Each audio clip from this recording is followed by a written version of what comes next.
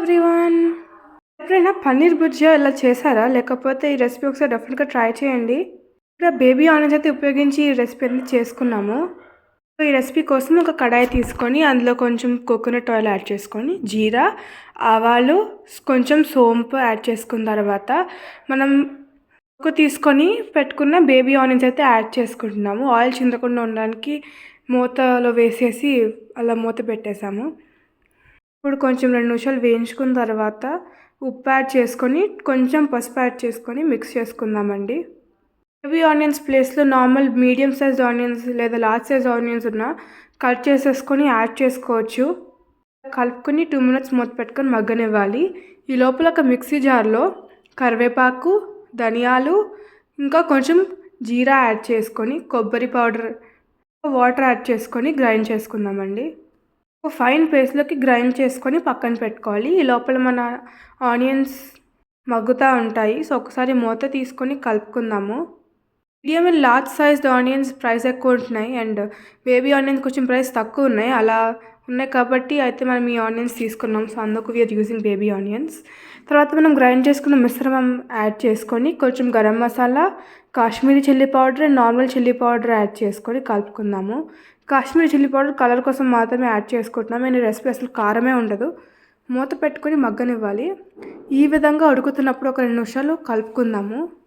మనం green chillies అయితే వాడుతున్నాం, అయినా కూడా కారంగా ఉండదు. ఇక్కడ మనం పన్నీర్ని స్మాష్ చేసుకొని పెట్టుకున్నాము పొడి పొడిలాగా. సో అలా చేసుకొని స్లైస్ చేసుకున్న గ్రీన్ చిల్లీస్ యాడ్ చేసుకొని మిక్స్ చేసుకుందాం. తర్వాత చాలా కొంచెం అమౌంట్ ఆఫ్ వాటర్ యాడ్ చేసుకుందాం. అది కూడా జార్లో ఉన్న మిగతా పేస్ట్ని అయితే క్లీన్ చేయడానికి అయితే వాడుతున్నాం. ఇక్కడ ఒక 2 to 3 మినిట్స్ కలుపుకొని బాయిల్ అవ్వనివ్వాలి. ఇందులో మిల్క్ అండ్ ఆనియన్స్ వాడుతున్నాం కదా, కారం అసలు తెలీదు. 2 to 3 మినిట్స్ మూత పెట్టుకొని మగ్గనివ్వాలి. ఇప్పుడు మూత తీసి చూసుకుందాం. ఈ విధంగా ఉడుకుతుంది. ఒకసారి కలిపేసుకొని మనం ఇప్పుడు ఇందులోకి మిల్క్ యాడ్ చేసుకుందాం. యాడ్ చేసేసుకొని కలుపుకుందాం. ఈ రెసిపీ చాలా బాగుంటుంది, ఒకసారి ట్రై చేయండి. ఈ కాంబినేషన్ చపాతీ అండ్ రైసెస్లో కూడా బాగుంటుంది. అండ్ గీ రైస్ ప్రిపేర్ చేసుకొని ఈ కర్రీ వేసుకొని తిన్నా చాలా బాగుంటుంది.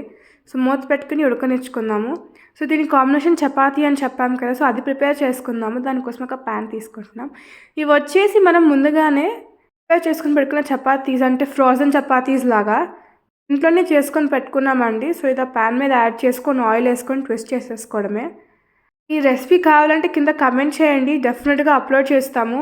ఎప్పుడైనా బిజీగా ఉన్నప్పుడు చపాతీస్ చేసి పెట్టాలంటే ఇలా ఫ్రోజన్ ఉంటే చేసుకోవచ్చు కదా, ఎక్కువ టైం తీసుకోదు.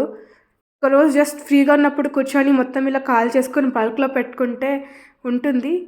అప్రాక్సిమేట్లీ 20 days వరకు అయితే ఉంటుంది. అలా అని పర్ఫెక్ట్గా కాలింది, పిండి పాడవలేదు, స్మెల్ అలా ఏమీ రాలేదు, ఫంగస్ అట్లా కూడా రాలేదు. మొత్తం పర్ఫెక్ట్గా ఎలా ఫస్ట్ డే పెట్టుకున్నాం అలానే ఉంది. డెఫినెట్గా ఒకసారి ఈ కర్రీ ట్రై చేయండి. అండ్ చపాతీస్ కూడా మేము పెడతాం, కింద కమెంట్ చేయండి ఒకసారి. అలా ఎన్ని చపాతీస్ కావాలంటే అన్ని కాల్ చేసుకుంటున్నాము. అండ్ నిన్న మనం చికెన్ బిర్యానీ అప్లోడ్ చేసాము. అండ్ దాని ముందు రోజు మనం సోయా కీమా బిర్యానీ కూడా అప్లోడ్ చేసాము. ఒకసారి చెక్అవుట్ చేయండి. ఆ 2 రెసిపీస్ కూడా ఎక్కువ టైం తీసుకోము మనకి. ఆ లింక్స్ కింద డిస్క్రిప్షన్లో ప్రొవైడ్ చేస్తాము. అండ్ చపాతీస్లోకి మష్రూమ్ కర్రీ కూడా బాగుంటుంది, అది కూడా మేము యూట్యూబ్లో పోస్ట్ చేస్తాము. ఆ లింక్ కూడా కింద డిస్క్రిప్షన్లో ప్రొవైడ్ చేస్తాం, చెక్అవుట్ చేయండి. సో ఇలా చపాతీస్ అన్నీ కాల్చుకున్నాం కదా, ఒకసారి మన కర్రీ కూడా ఇలా ఉడుకుతూ ఉంటుంది. ఒకసారి మూత ఓపెన్ చేసి మిక్స్ చేసుకుందాము. చూడండి ఎలా పర్ఫెక్ట్గా బాయిల్ అవుతూ ఉండిందో.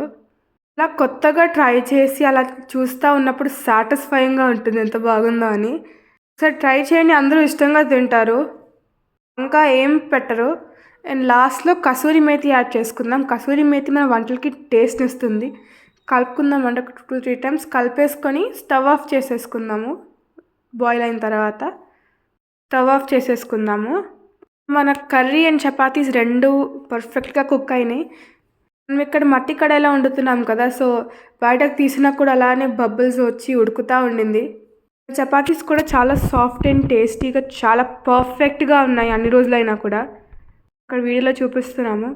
ఇలా మన కర్రీ అండ్ చపాతీ అయితే ప్రిపేర్ చేసుకొని సర్వ్ చేసేసుకుంటున్నాము.